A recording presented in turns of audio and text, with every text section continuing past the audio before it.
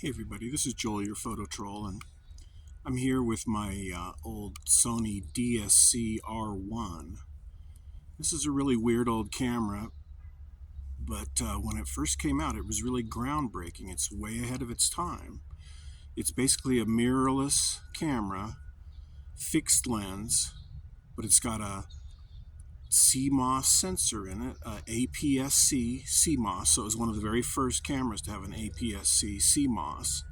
When I got this, I got my D200 at the same time, and it had an APS-C CCD sensor, and it was much faster. It's like very quick, 6 frames a second.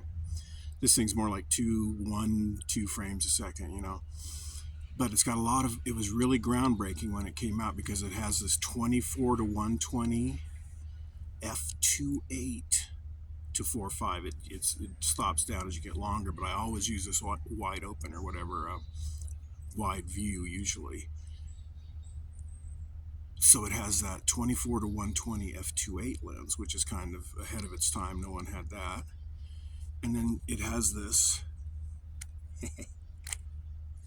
flip up screen. Okay.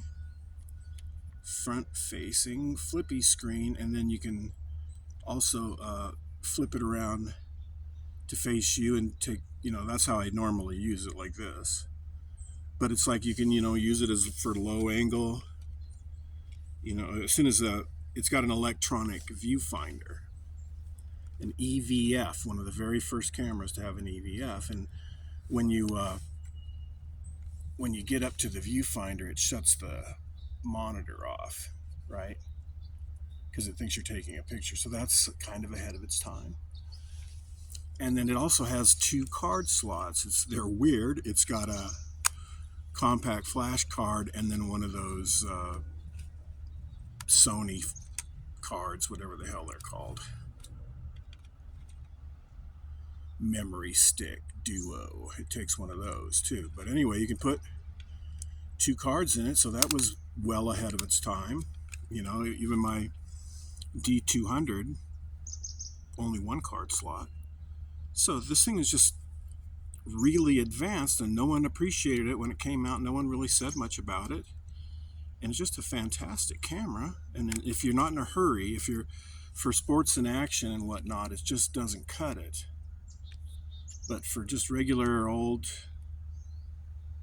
photography, man, it's great. And that's what I like about it too, because it's mirrorless, you can see what your result is going to be before you take it, so I can make an adjustment and lighten it up here.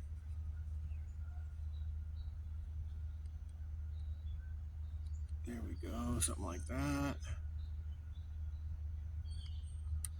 Take a picture, I can look at it. But it's just really neat, It's like when you're used to DSLRs, this thing's a mirrorless camera. And I just thought that it was kind of widely overlooked. No one really paid any attention to it. And it's just like, it's got a Zeiss lens. It's got that 10 megapixel CMOS sensor. And it's got the LCD screen and an EVF, or whatever, electronic viewfinder. So all that stuff's just was like 5 or 6 or 10 years ahead of its time. I think, there's still cameras that they're all excited about a CMOS sensor, a APS-C CMOS sensor. It's like, yeah, this thing had it a long time ago with a Zeiss lens attached, But I don't know how much you can get one of these for used. I paid $1,000, I think $1,100 when this thing came out. And it was just really state of the art.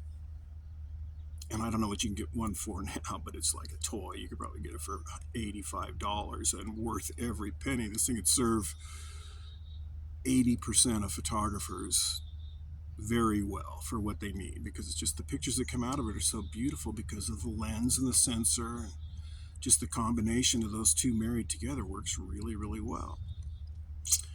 But anyway, this is Joel. I just wanted to tell you that the old DSC-R1 is still a legitimate camera. It's like I took it up to Estes Park last year, and people were like, God, what kind of camera is that? And I'm like, it's like a 20-year-old Sony dinosaur, but it just looks and works great. So this is Joel, your photo troll. I'll see you down the river.